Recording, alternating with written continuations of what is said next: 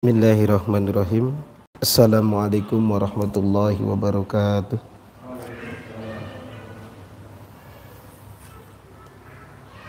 Alhamdulillahirabbil alamin wa bihi nasta'in ala umuri dunya waddin.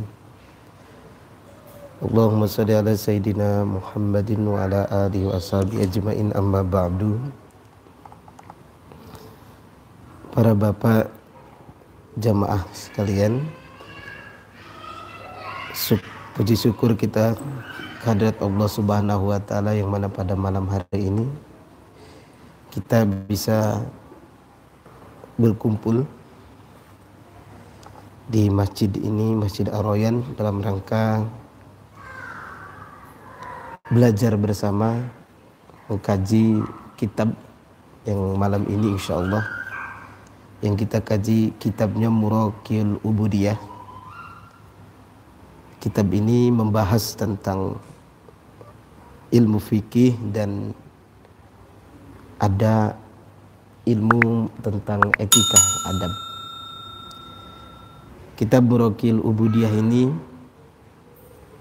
dikarang, pengarangnya adalah Asy-Syaikh Muhammad Nawawi bin Umar Al-Bantani. Jadi orang Banten pengarangnya.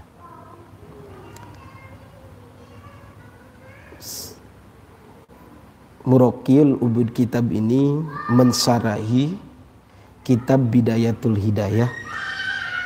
Pengarang kitabnya Al-Imam Ghazali. Disyarahi oleh Syekh Muhammad Nawawi bin Umar Al-Jawi atau Al-Bantani menjadi kitab Muraqil Ubudiyah. Baik para bapak hadirin sekalian, sebelum kita mulai pengajian kita malam hari ini, saya mohon kita semuanya untuk membacakan suratul Fatihah untuk pengarang kitab ini. A'udzubillahi minasyaitonirrajim. Bismillahirrahmanirrahim. Ila hadratin Nabil Mustafa Sayyidina Muhammadin sallallahu alaihi wasallam wa ila hadrati mu'alib kitab Muraqil Ubudiyah Asy-Syaikh Muhammad Nawawi bin Umar Al-Jawi wa Syekh Hujatul Islam Abi Hamid Al-Ghazali wa Syekhina Al-Kiram Kiai Haji Izzuddin bin Haji Abdul Salam wa Kiai Haji Ahmad Dimyat bin Haji Abdul Salam usulihim wa furu'ihim wa ahli silsilatihim. Nafa'anallahu bi ulumihim wa amaddana bi asrarihim. Al-Fatihah. A'udzu billahi minasyaitonir rajim. Bismillahirrahmanirrahim. Alhamdulillahi rabbil alamin arrahmanir rahim maliki yaumiddin. Iyyaka na'budu wa iyyaka nasta'in ihdinas siratal mustaqim siratal ladzina an'amta 'alaihim ghairil maghdubi 'alaihim waladdallin. Bismillahirrahmanirrahim. Dengan menyebut nama Allah yang Maha Pengasih lagi Maha Penyayang. Qala Syekhul Imam Al-Alim Al-Alamah Hujatul Islam wa Barakatul Anam Abu Hamid Muhammad bin Muhammad Al-Ghazali At-Tusi qaddasallahu rahwana wa radariyahu amin. Bapak, Ibu, Bapak hadirin sekalian, sebelum kita bahas tentang isi kitab ini, terlebih dahulu kita bahas lafaz basmalah. Kenapa? Karena kata hadis kullu amrin zibalin la yudau bihi bismillahirrahmanirrahim fahuwa abtarun ta'ul barakah. Setiap ketika kita memulai sesuatu, apabila kita tidak membaca bismillah, maka itu kurang berkah. Maka dalam kajian, apalagi di pondok-pondok pesantren, setiap mengawali pengajian itu selalu membahas lafaz bismillahirrahmanirrahim itu sesuai dengan fan ilmunya. Kalau fan ilmu nahu dan ilmu sorof, maka membahas lafaz bismillahnya sesuai dengan ilmu nahu dan sorof.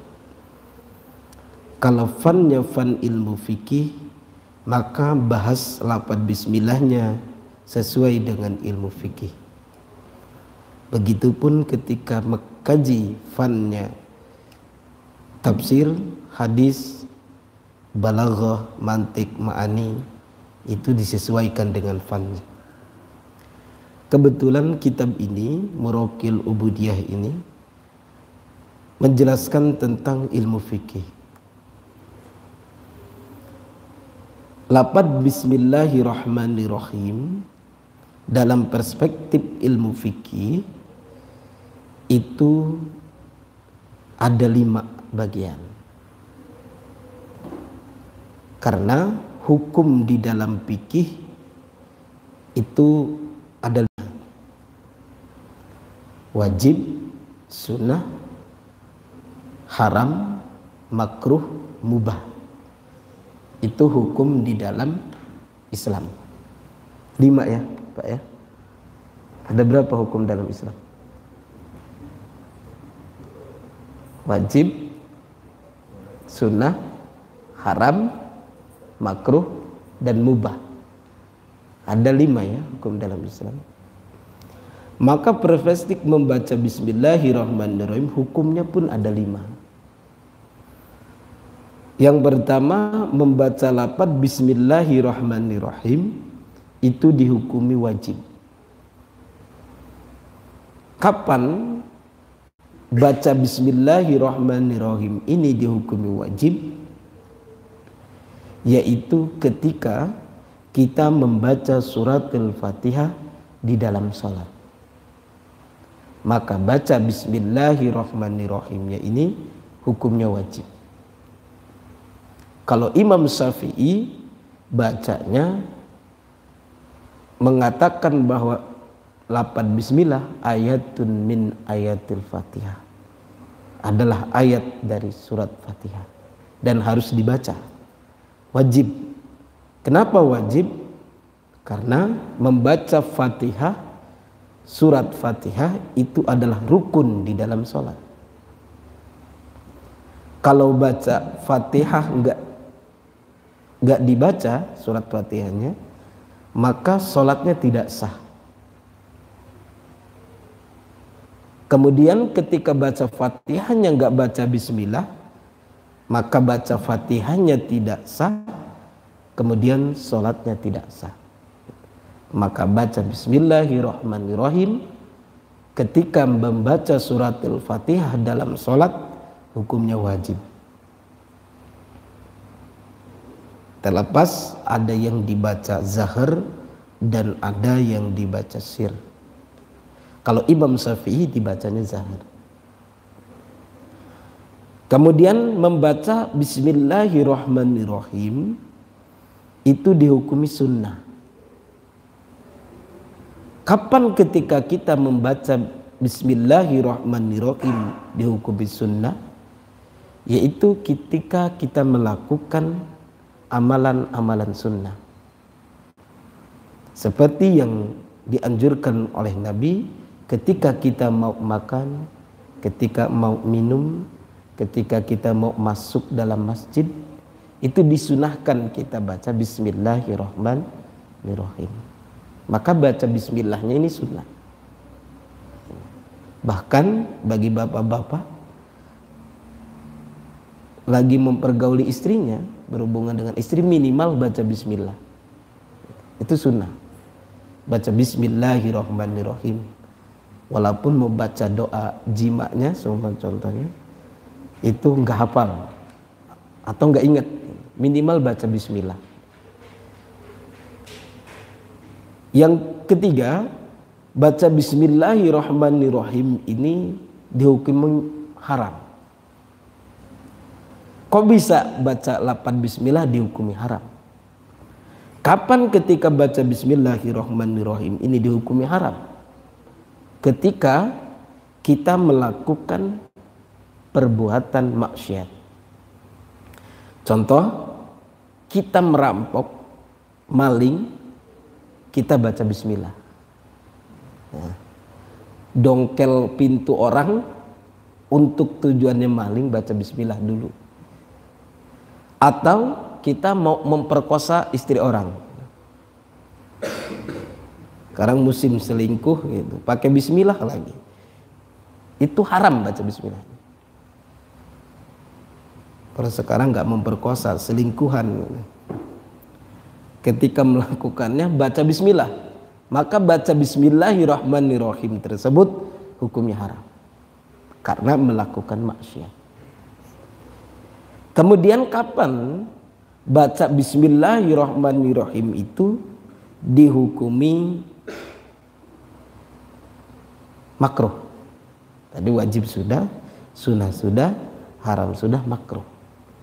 Yaitu ketika kita melakukan perkara yang makruh.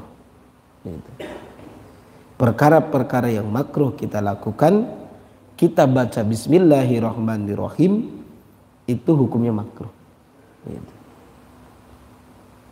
Kemudian yang kelima, yaitu baca bismillahirrahmanirrahim dihukumin mubah, boleh.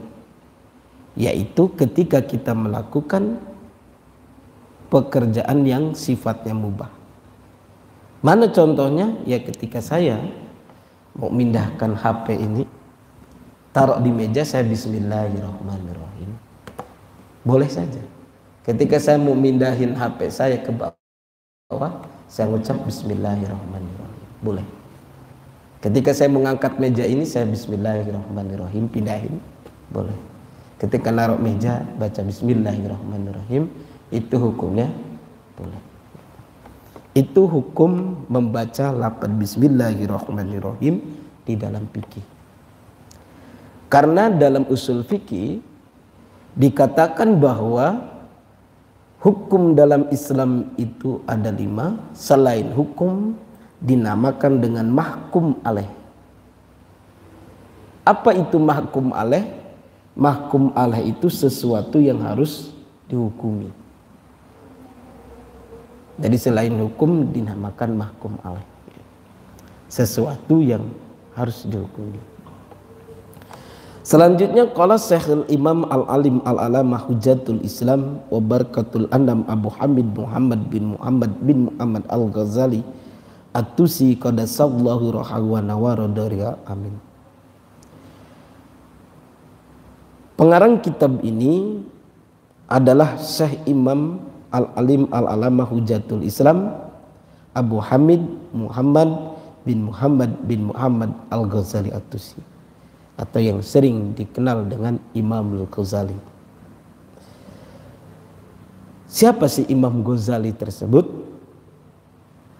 Imam Ghazali ini lahir di sebuah kampung namanya Kampung Tus. Kapan lahirnya? Yaitu tahun 450 Hijriah. Kemudian Imam Syafi'i meninggal itu pada tahun 505 Hijriah. Jadi usianya Imam Ghazali ini 55 tahun. Imam Ghazali ini kalau dalam ilmu fikih itu dikenal dengan ulama abad pertengahan. Karena dalam istilah ilmu fikih ada yang disebut dengan ulama mutaakhirin dan ada ulama mutaqaddimin. Ulama mutaakhirin itu yang hidupnya 500 Hijriah ke sini. Kalau ulama mutaqaddimin dari 500 Hijriah ke atas sampai ke Nabi Muhammad SAW. Itu yang disebut ulama salaf, ulama mutaqaddimin. Nah, Imam Ghazali ini lahir di tahun pertengahan peralihan antara ulama mutaqaddimin dan ulama mutaakhirin. Maka Imam Ghazali itu dengan pemikirannya banyak mempengaruhi ulama-ulama Islam di seluruh dunia. Pemikiran Imam Ghazali, karena beliau lahir di pertengahan. Lahirnya zaman ulama mutaqaddimin 450 Hijri. Kemudian meninggal pada abad ulama mutaakhirin, yaitu 505 Hijriah. Usianya 55 tahun.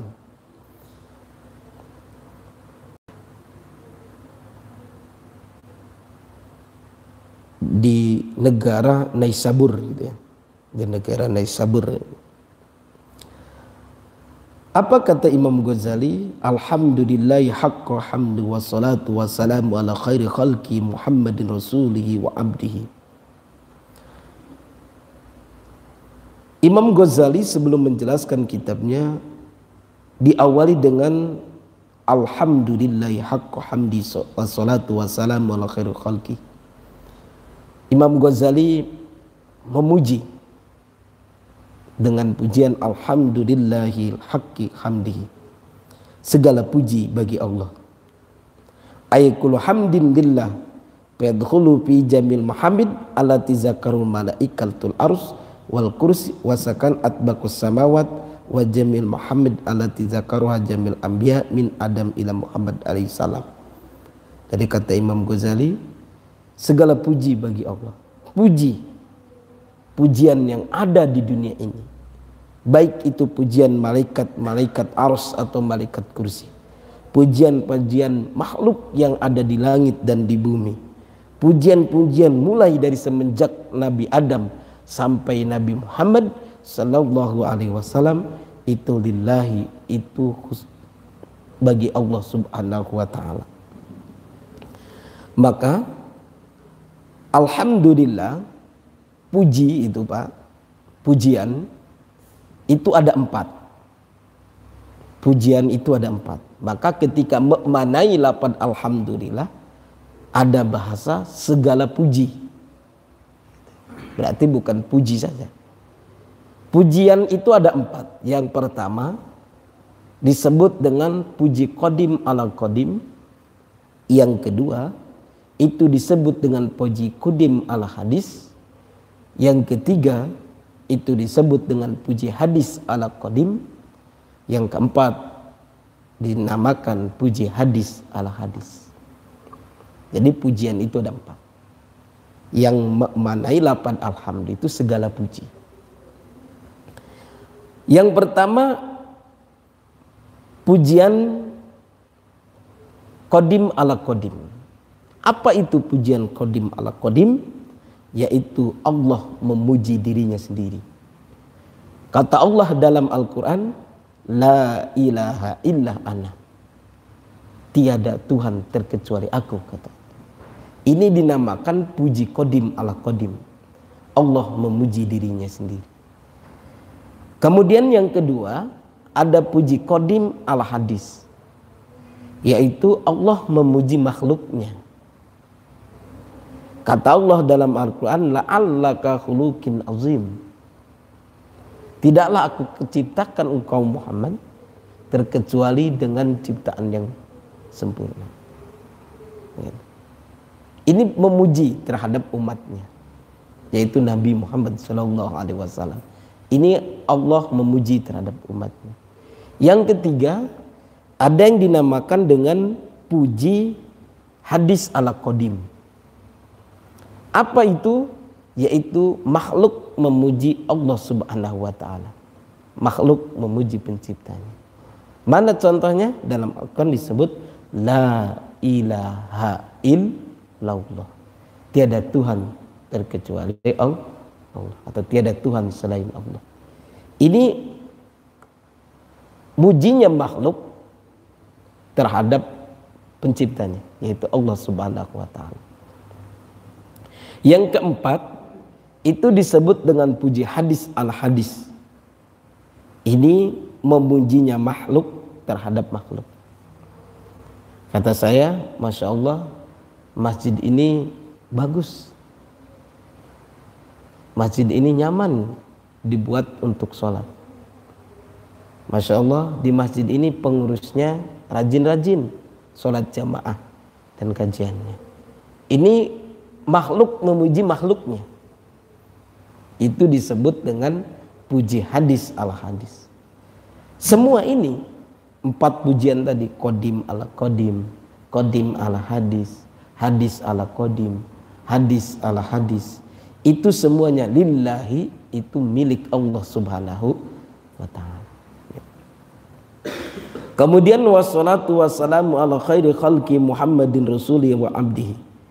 Kata Imam Ghazali, salawat berta salam semoga terlimpahkan kepada khairi khalqi, ciptaan yang terbaik, makhluk yang terbaik, yaitu Nabi Muhammad sallallahu alaihi wasallam.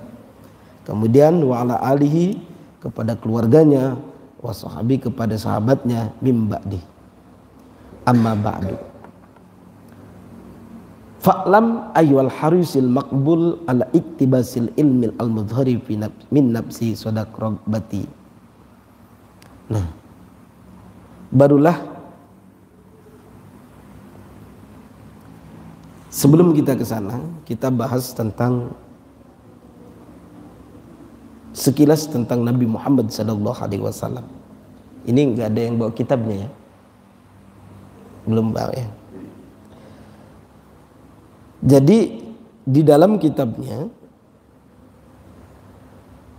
ketika menyebutkan khairul khalqi Muhammadin rasuli wa abdihi, Nabi Muhammad adalah makhluk yang terbaik. Ini digambarkan oleh seorang penyair dalam kitabnya ini, Mim Bahril Basit, dengan bahar basit.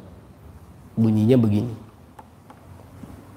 Lam yang tanim qantu toha mutlaqan abada wa ma tasa'aba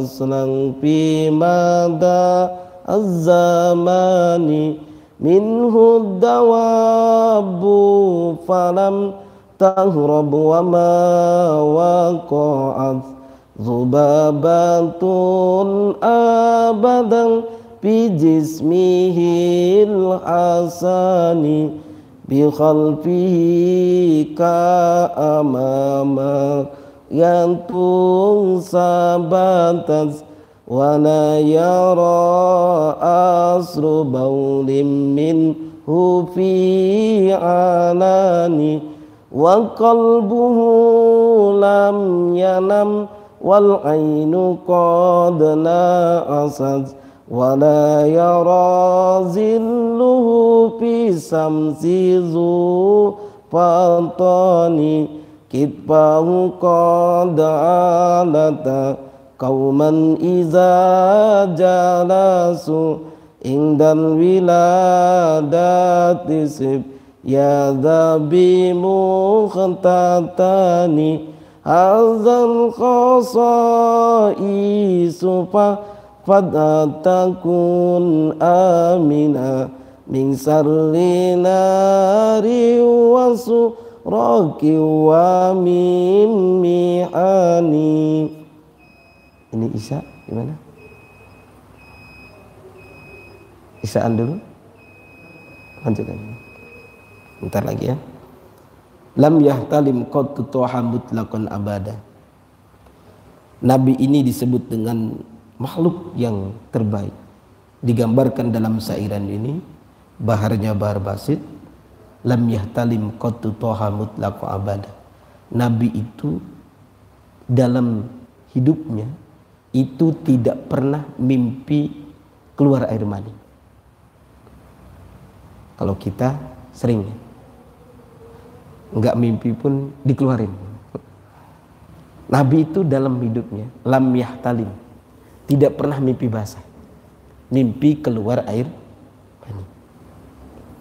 Wa matasa'aba aslan fi madaz zamani, dan Nabi itu selama hidupnya aslan sama sekali tidak pernah menguap.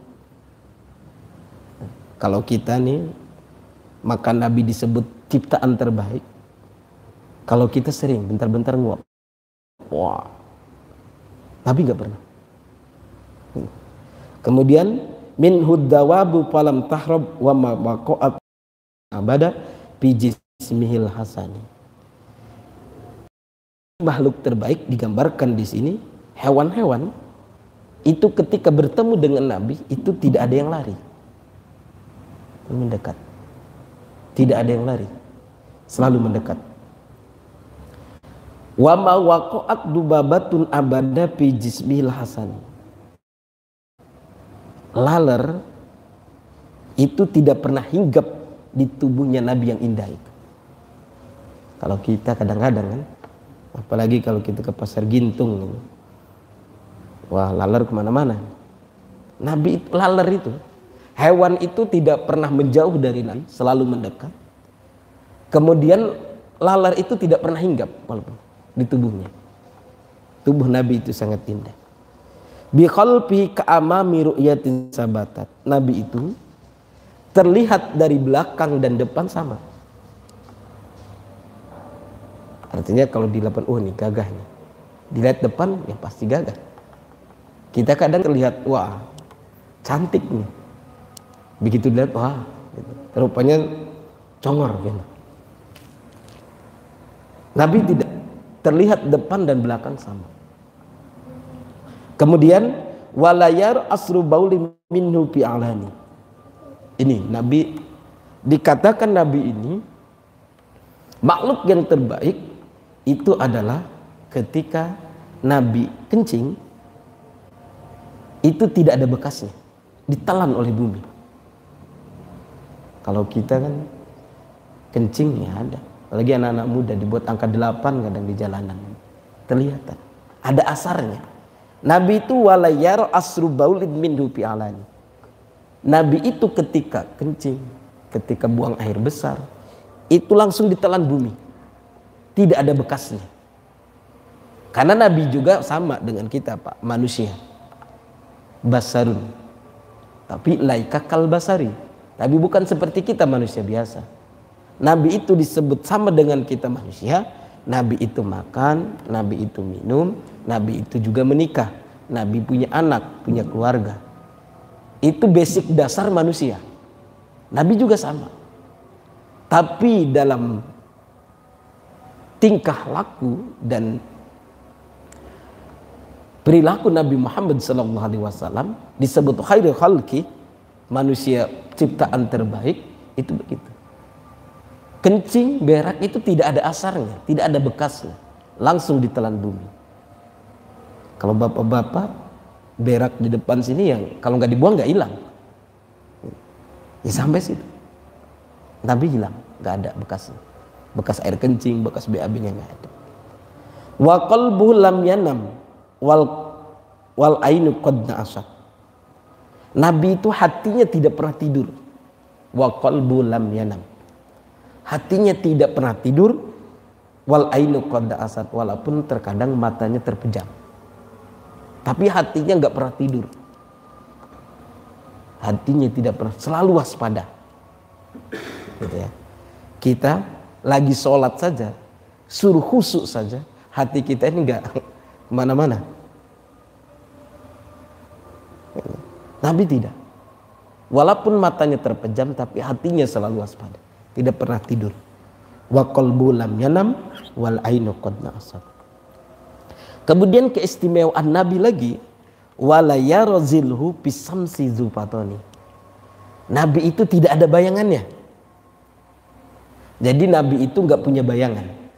Kalau Nabi disorot oleh matahari, kalau kita ada bayangan.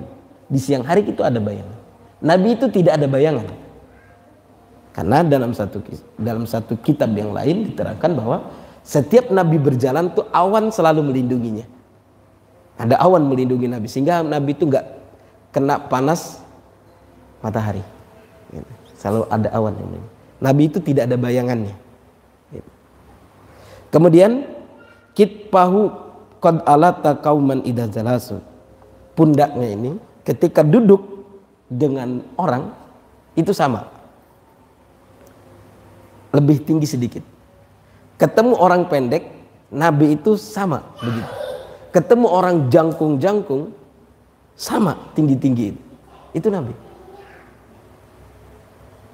Nabi itu begitu. Kit pahu qad alata qauman idza jalasu. Ketika Nabi berkumpul dengan orang-orang pendek, itu sama. Ketika Nabi berkumpul dengan orang-orang yang tinggi, itu sama. Itu keistimewaan Nabi. Disebut dengan sekali khairul khalqi, makhluk terbaik. Selanjutnya, ingdal wiladah sib yadal buhtatani. Nabi itu ketika lahir sudah dalam keadaan tersunat. Jadi Nabi itu begitu lahir sudah tersunat. Enggak, kalau kita kan belum. Disunat dulu. Maka Nabi itu lahirnya sudah suci, Pak. Sudah tidak bawa najis lagi. Kalau kita dikulup itu kan makanya diwajibkan sunat, diwajibkan sunat itu karena membawa najis. Ada najis, sisa-sisa air kencing. Nabi itu begitu lahir sudah dalam keadaan tersunat. Ingdal wiladah sib yadabi muhtatani. Kemudian hadal khasais fahfad takun amina. Ini syairan khusus tentang perjalanan Nabi. Kalau bisa katanya fahfadha takun amina, hafalkan ini syairan ini min sarrina wa suraqi min mihani, maka rumah kita, pondok kita, tempat kita itu akan selamat dari bahaya kebakaran, dari bahaya pencurian, wa min mihan, dan dari pancabahaya yang lain. Maka di pondok saya waktu ngaji ini setiap sore syairan ini dibaca. Lam yantadim qantu toha mutlaqan abada wa matasa aba asrang fi madazam. Ini menceritakan tentang keagungan Nabi Muhammad sallallahu alaihi wasallam. Ini kita mau sholat isya sekarang apa gimana? Sholat isya? Gitu ya. Oke, sekarang sampai kita satu kali lagi. Baik, selanjutnya Imam Ghazali mengatakan sebelum kita belajar ilmu fikih, fa'lam ayyuhal harisil maqbul ala iktibasil ilmil mudhari min nafsi sadaqat ragbati wa barti taisi ila inaka in kunta tasannatta bi talabil ilmi manafisa. Ketahuilah wahai para penuntut ilmu al-harus yang memiliki keinginan yang tulus bi iktibasil ilmi dan kemauan yang besar. Diingatkan oleh Imam Ghazali, ketahuilah bahwa wahai para penuntut ilmu yang memiliki keinginan yang tulus dan kemauan yang besar. Apa yang diingatkan? Kata Imam Ghazali, in kunta taksudu bitolabil ilmil manafisati wal mabaha. Jikalau kamu bermaksud menuntut ilmu itu tujuannya al-manafisah,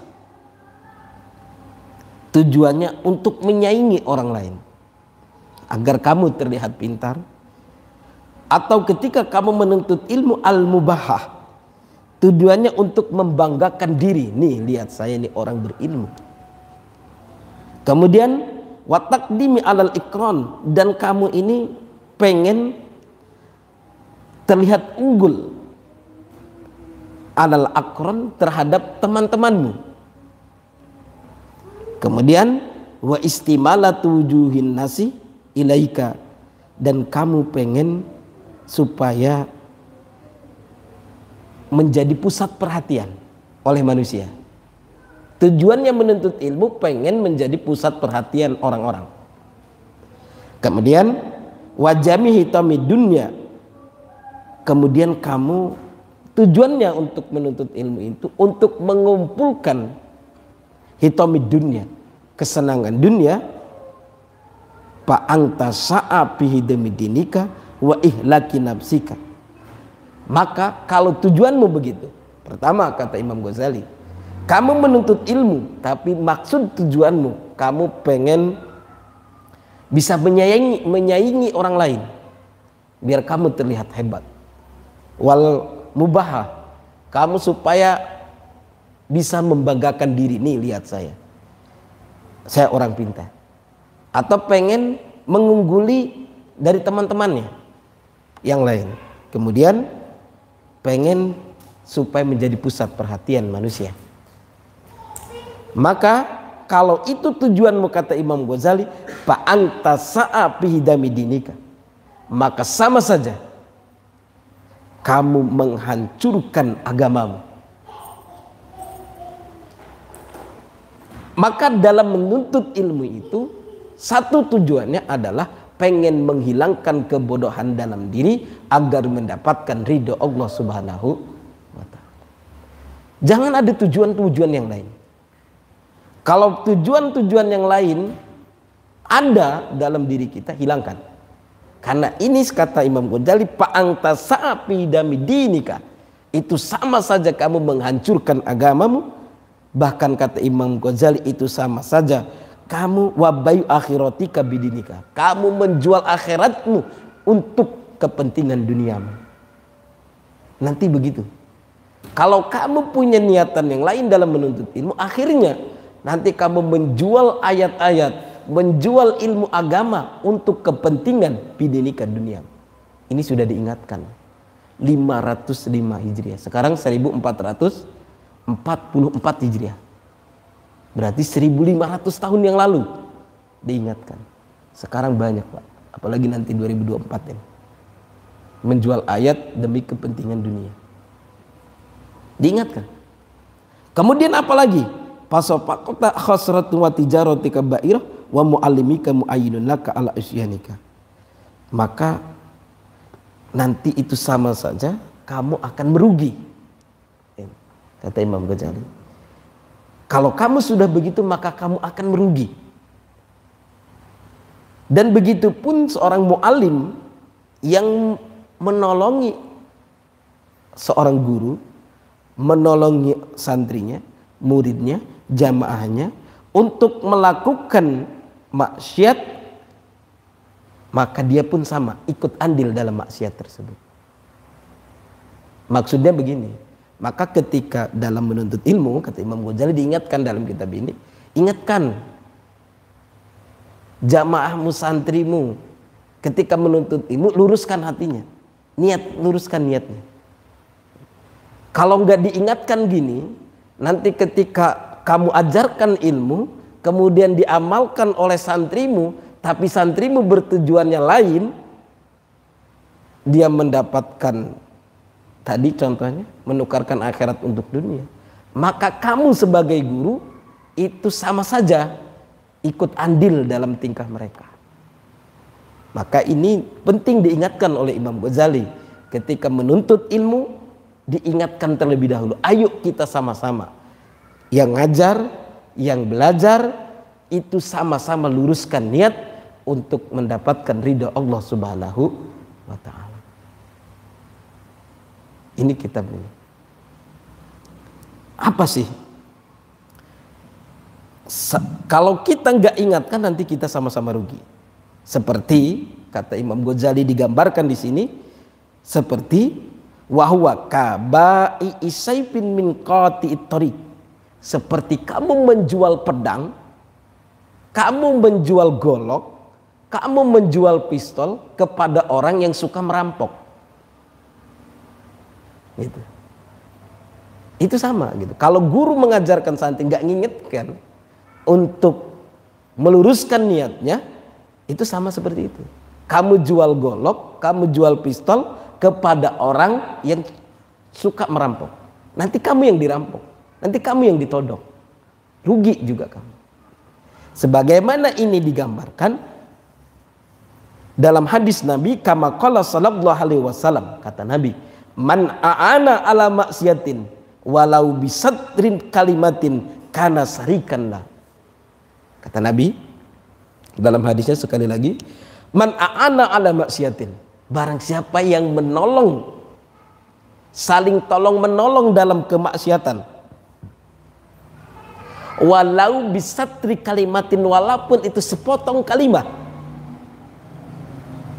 kana sarikan lahu, maka orang tersebut ada temannya yang bermaksiat tadi itu. Maka nggak boleh kita tolong menolong dalam kemaksiatan. Jadi kalau kita melihat kemaksiatan di lingkungan kita, kita nggak cocok, sudah diam. Kalau kita nggak punya kekuatan untuk menegurnya, jangan ikut-ikutan. Gitu. Kemudian apa? Kalau kita punya niat yang bagus. Wa in kanat niyatuka wa qasadduka bainaka wa bainallahi ta'ala min talabil al hidayah duna mujarrad riwayah fa absir fa innal malaikata tabsutu laka aznahatuha idza masyaita wa haitanil bakhra tastaghfiru laka idza sa'id.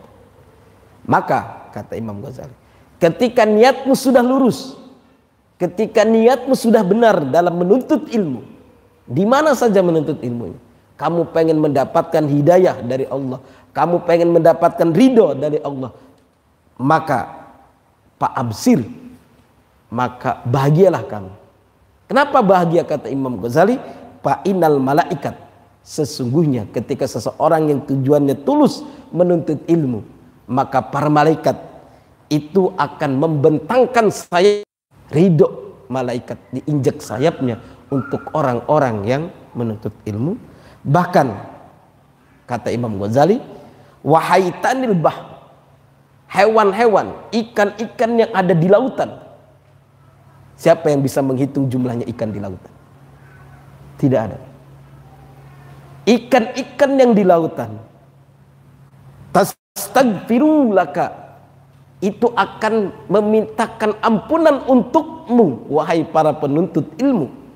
Ketika niatmu itu benar, maka sejumlah ikan yang ada di lautan seluruhnya itu akan memintakan ampunan untukmu yang menuntut ilmu.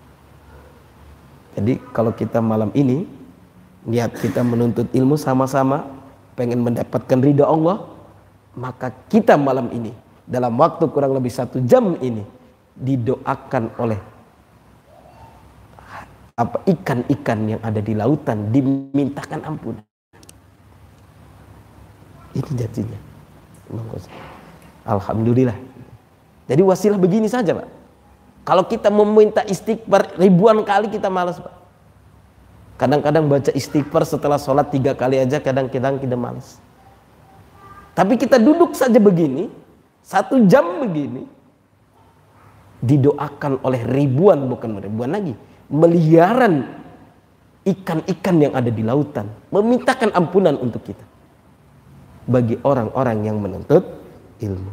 Bahasanya, wahai tanul bahri tastaghfiru laka idza sya'aita. Jadi mudah-mudahan mari kita luruskan niat kita untuk menuntut ilmu agar kita mendapatkan ridha Allah Subhanahu wa taala. Karena ibadah tanpa ilmu mardudatun la tuqbalu.